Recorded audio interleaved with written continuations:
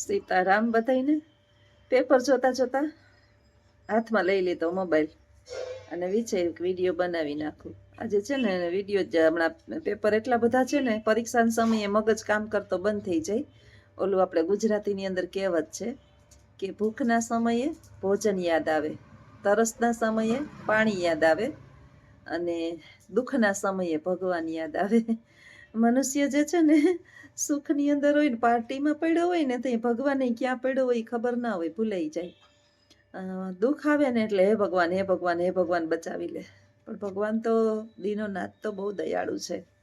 એ આપણા સ્વાર્થને જોતો નથી, મનુષ્ય જોવે, મનુષ્ય ઓળખી જાય કે આ સ્વાર્થી છે. ભગવાન તો સ્વાર્થી નહીં આપે કે કાંઈ વાંધો નહીં, સ્વાર્થમાં મારું સ્મરણ તો કરે છે ને, મારું સંતાન છે. કારણ કે માતા પિતા જે છે ને એ બાળકના લાખો અપરાધ માફ કરી શકે. દુઃખમાં ઈશ્વરને યાદ કરીએ, ભૂખમાં ભોજનને યાદ કરીએ. એક અમીર અને એક ગરીબ, આ બે નાના નાના બાળકો, એકનો ઉછેર જે છે એ ઝૂંપડીમાં અને એકનો ઉછેર મહેલની અંદર. હવે શાળાની અંદર જે છે એ જ્યારે તો ભણાવવામાં આવે એટલે શિક્ષક બધાને સમાન જ ભણાવતા હોય. ધીમે ધીમે આ છોકરા જે છે એ 4-5મા ધોરણની અંદર, 6ઠા ધોરણની અંદર, 7મા ધોરણની અંદર આવ્યા એટલે 7મામાં નાનકડો નિબંધ લખવાનો હોય. એટલે નિબંધમાં પહેલાં પૂછ્યું અને એકબીજા બે છોકરાઓને, એટલે પહેલાં અમીર છોકરાને પૂછ્યું કે ગરીબીનો નિબંધ લખો, ગરીબીનો નિબંધ. એટલે અમીર છોકરાએ સરસ મજાનો નિબંધ લખ્યો ગરીબીનો. સાંભળજો કે અમીર લોકોના ઘરની અંદર બહુ પૈસાવાળા હોય ને એને મોટો બધો મહેલ હોય છે, જ્યારે ગરીબને નાનું રૂમ હોય છે, નાનું મકાન હોય છે. અમીરને સારામાં સારા કપડાં ને બધી બ્રાન્ડેડ વસ્તુઓ હોય છે, ગરીબને એવું બધું હોતું નથી, એને સામાન્ય ગાડી ને એવું બધું હોય છે. અમીર લોકો જે છે એ અલગ અલગ સવાર સાંજ બપોરની ભોજન પાર્ટીઓ કરતા હોય છે. ગરીબ લોકો છે એ સાદું ભોજન કરતા હોય છે. આવો એમ એક વાક્ય કરી અને એણે નિબંધ લખ્યો. પછી એને બેસાડી દેવામાં આવ્યો અને ગરીબ છોકરાને પૂછવામાં આવ્યું કે જે ઝૂંપડપટ્ટી વિસ્તારનો હતો એને પૂછવામાં આવ્યું. એટલે એણે આપણે નિબંધ લખીએ ને એ અંતરમાંથી ઉત્પન્ન થાય. આપણા વાક્યો જે છે ને, ઘણા એમ કહેતા હોય કે બેન તમને આવા વિચારો કેમ આવે? આપણે બધુંય જોઈ ચૂક્યા હોય ને એટલે આપણે આવા વિચારો આવે. આપણે બધુંય જોઈ ચૂક્યા હોય, દુનિયાની અંદર લગભગ ઘણી બધી આપણે અનુભવ કરી ચૂક્યા હોય. અનુભવથી મોટું એ કંઈ પુસ્તક નથી. પેલા એ ગોખેલો નિબંધ હતો અમીરના છોકરાએ, કારણ કે ગર્ભશ્રીમાં ગરીબી શું છે એને જોઈ જ નથી.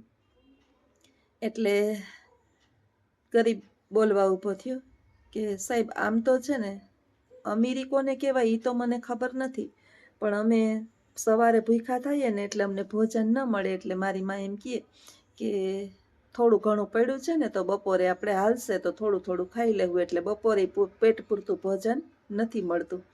અમારા ઝૂંપડામાં જે છે ને ચોમાસામાં વરસાદ ચાલુ હોય ને એટલે ઝૂંપડામાં પાણી ચારે બાજુ પડતા હોય, એટલે મારી મમ્મી જે છે ને નીચે, મારી મા એ નીચે તપેલું રાખી અને ટોપડિયું રાખતી હોય, પણ બધી જગ્યાએથી પાણી પડે ને એટલે અમે આખી રાત વરસાદ આવે ને ત્યારે અમે શાંતિથી હુઈ ના શકીએ. પછી ઝૂંપડું તૂટેલું ફાટેલું ને એટલે શિયાળામાં બહુ જ ચારે બાજુથી ઠંડી આવે એટલે અમને ત્યારેય નીંદર ન થાય. અને અમને ઉનાળાની અંદર તડકો આવે એટલે અમારા ઘરની અંદર પંખા કે એવું કાંઈ નહીં, એટલે અમને ગરમી થાય. એટલે આમ શાંતિથી હુઈને એટલે અમે પ્રકૃતિના ખોળામાં પછી સૂતા હોય. ભોજન ભૂખ લાગે પણ ભોજન અમારી પાસે હોય નહીં પૂરતું, પેટ પૂરતું, એટલે અમે મધ્યાહન ભોજન અહીં ચાલે ને એની રાહ જોઈએ એટલે અમે શાળાએ આવીએ છીએ ખાવા માટે કે એક પેટ ભરીને બપોરે ભોજન મળી જાય ને તો સાંજે ન મળે તો માને ચિંતા નહીં. એટલે મારી મા એમ કહેતી હોય કે દીકરા નિશાળે જા ને તો બપોરે મધ્યાહન ભોજનની અંદર છે ને પેટ ભરીને જમી લેજો એટલે સાંજે મળે કે ન મળે. પછી શાળાએ આવીએ ને તો અમને આ ગણવેશ હોય ને એ અમે ગણવેશ બપોરે અમે પહેરીને પાછો ધોઈને આખો દિવસ અમે પહેરે રાખીએ છીએ. અમારી પાસે બીજા સારા કપડાં નથી, અમારી પાસે સાયકલ નથી, એટલે અમે બહુ શાળા આઘી થાય એટલે અમે હાલીને વહેલા નીકળી જઈએ છીએ. પૈસા વાપરવાના ન હોય, બીજો ભાગ ખાતા હોય ને ત્યારે અમે છે ને એના સામું જોતા હોય. મન તો અમારું થાય, પણ અમારી પાસે મારી મા એમ કહેતી હતી કે આપણી પાસે બેટા ગરીબ હોય ને એની પાસે પૈસા ના હોય એટલે અમે આને ગરીબી કહીએ. પછી મોટા મહેલની એ મને ખબર નથી. અમારી પાસે આવું કંઈ નાનું મકાન કે નાની સાદી ગાડી કે એ ગરીબીમાં લગભગ ન હોય, પણ મને ખબર નથી. આ છે ગરીબીની વ્યથા. પેટ પૂરતું ભૂખ લાગે ને ભોજન ન મળે. આપણે ઘણી વખત અત્યારની બહેનો જે છે ને છોકરાઓને દવાખાને લઈ જાય અને કમ્પ્લેન કરતી હોય કે મારું બાળક કંઈ જમતું નથી, જમતું નથી, જમતું નથી. જમે હું નહીં. આપણે એમ કહીએ ને કે જે માણસ ભૂખ્યું નથી ને એને ભોજનની કિંમત સમજાય. ધરાયેલાને તમે મુખમાં કોળિયા દ્યો તો એને ઓલા અમીરોના ગરીબોના કૂબામાં છે તેલનું ટીપું એ દોહેલું અને શ્રીમંતોની કબર ઉપર ઘીના દીવા થાય છે. સરસ મજાનો જો વિચાર છે કે અમીરોના કૂબામાં તેલનું ટીપું દોયલું અને શ્રીમંતોની કબરો ઉપર ઘીના દીવા થાય છે. આ એ જ આપણને વિચાર સમજાવે છે કે શાક વઘારવું હોય ત્યાંથી રીંગણાનો મેળ કર્યો હોય પણ તેલ હોય તો શાક વઘારે ને. કેમ શાક વઘારાય? રોટલીનો લોટ બાંધીએ તો તેલ વિનાય જેવી તેવી વણી નાખીએ પાણી નાખીને, પણ શાક વઘારવા માટે કમસે કમ છમકારો બોલે એટલું તો તેલ હોવું જોઈએ ને. એ ટીપું દોયેલું છે. જ્યારે શ્રીમંત માણસ છે એ માણસ મૃત પામે ત્યારે એની કબર ઉપર એ ઘીના દીવા થાય. એનો અર્થ એવો છે કે જાહો જલાલી એટલી છે કે મર્યા પછી એની દોલત જે છે એને ઘીના દીવા કરાવે છે, એટલે કે ફૂલ જાહો જલાલી છે. હવે આવા અમીર લોકો ગર્ભ શ્રીમંત જૈનમાં શ્રીમંત કુળની અંદર હોય એને ગરીબની વ્યાખ્યા લખવાનું કયો તો ક્યાંથી આવડે? એટલે આવું છે આપણા ભારતની અંદર. ખાસ કરીને ગરીબી દિન પ્રતિદિન વધતી જ જાય છે, ગરીબોની સંખ્યા, અને અમીરો જે છે એ દિન પ્રતિદિન અમીરો બનતા જાય છે. કારણ કે આપણે બધાય જાણીએ છીએ કે પૈસો કમાવો અત્યારે બહુ અઘરો થઈ ગયો છે. સહેલી વાત નથી. બધી નોકરી એટલી અઘરી છે. અત્યારે હું છે ને સવારની સ્કૂલે ગઈ હતી, આવીને ઘરનું કામ કર્યું, પાછી આવીને બપોરે હુંતી નથી, પેપર એક ધારી જોઉં છું. ઘણી વખત આપણે કહેતા હોય ને ઘણા એકદમ શું કર્યું છે, હું કર્યું નથી, આ કર્યું છે કે યુવાનીમાંથી વૃદ્ધાવસ્થા આવી ગઈ ને તોય આપણો હજી આરો આવ્યો નથી. કેમ કે આપણે આ કર્યું છે અને મેં આ કર્યું છે ને એટલે છોકરા ભણ્યા છે. એમનેમ છોકરા ભણ્યા ન હોય. કારણ કે એકની કમાણીમાં આપણે ગરીબાઈની માંથી ઊંચા ન આવ્યા હોય ને. 5 કિલો લઈને 5 કિલો આપણે ખાતા હોય અને એની પરિસ્થિતિમાંથી આજે અહીં પહોંચ્યા હોય તો આપણે આ કર્યું છે. એટલે આવું છે બધું. પૈસા કમાવા બેન બહુ અઘરા છે ભાઈઓ બહેનો. સહેલી વાત નથી. કારણ કે આપણે નીતિથી કમાઈએ છીએ. બાકી તો હા, હમણાં કોઈ સાંસદ બની જાવ કે કોઈ પેલામાં રાજનીતિમાં આપણે વયા જઈએ અથવા તો કોઈ એવી આપણી પાસે એવી મોટી પૈસા દઈને મોટી પોસ્ટ મળી જાય, બધું થાય છે, બધું શક્ય છે. આપણી પાસે નાના માણસ છીએ ને એટલે પ્રૂફ ને પુરાવા આપણી પાસે કંઈ હોય નહીં. બાકી કોઈ એમ કહે કે કંઈ થતું નથી તો આપણા દેશની અંદર બધું શક્ય છે. કદાચ આપણે એમ કહી શકીએ કે આપણા વડાપ્રધાન જે છે એ બહુ સારા જ છે, પણ સુંડલાની અંદર એક કેરી બગડેલી હોય એટલે લગભગ ઘણા બધાની અંદર આસપાસના છાંટા ઉડે. એમ દેશને તો ચોખ્ખો કરતા ભાઈ બહુ વાર લાગે, બહુ વાર લાગે.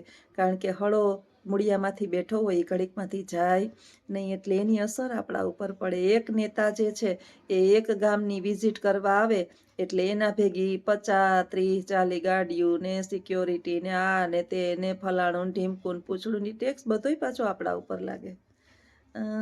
આટલી બધી સુવિધા અને આટલો બધો એની પાછળ ખર્ચો, અને તે દિવસે તકલીફમાં મોટામાં મોટી તકલીફ શું કે જે જગ્યાએ વિઝિટ કરવા આવ્યા હોય ને એ લોકોના સામાન્ય ધંધા તે દિવસે બંધ. રિક્ષાવાળાને ઊભા ન દે, શાક રેકડીવાળાને લારીઓ સાફ કરાવે, રોડ ઉપર કાંઈ નડતું હોય એ બધું બંધ કરાવે, તે દિવસે જાહેર રસ્તાઓ બંધ કરાવે, જે જગ્યાએ એની મીટિંગ હોય એ બધું સાફ કરાવે. જોવો હવે આમાંય માર એ આવ્યો ને તો એ માર તો આપણે જે સિટીની અંદર આવ્યો એ સિટીના ગરીબ લોકોને, બીજાઓને નહીં. વેપાર સામાન્ય બિચારા વેપાર કરતા હોય, વ્યવસાય કરતા હોય એને. એટલે આવું છે ભાઈ.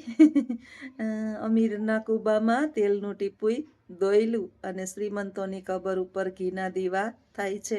અને આ વાત 100% સનાતન સત્ય છે. અમીર જન્મ ગર્ભ શ્રીમંત હોય ને એ કોઈ દિવસ ગરીબીની વ્યાખ્યા આપી શકે નહીં. એના માટે તો ગરીબીની અનુભૂતિ કરવી જોઈએ અને ભગવાન આવી ગરીબી આ પૃથ્વી પર કોઈને આપે નહીં. તો આ વિચાર સાથે મારે થાય છે પેપર જોવાનું મોડું. અને અમારી 2 ચેનલ છે. અત્યારે આ વિડીયો હું આરજે ઓડીમાં મૂકીશ અને આજે જ્યોત્સનાબેન એજ્યુકેશનમાં આ વિડીયો નહીં મૂકું. આજે સવારે એમાં નહોતો મૂક્યો, કાલે નહોતો મૂક્યો, કાલે એણે કંઈક સિસ્ટમ બગાડી નાખી હતી, ઇંગ્લિશમાં આવી ગયું હતું, એટલે અત્યારે મૂકી દઉં. તો આવજો બધાય. સીતારામ. 2 ચેનલ છે, આરજે ઓડી અને જ્યોત્સનાબેન એજ્યુકેશન. કોઈ પણને વિડીયા ગમતા હોય તો ચોક્કસ લાઈક, શેર અને સબસ્ક્રાઈબ કરજો. આવજો. સીતારામ.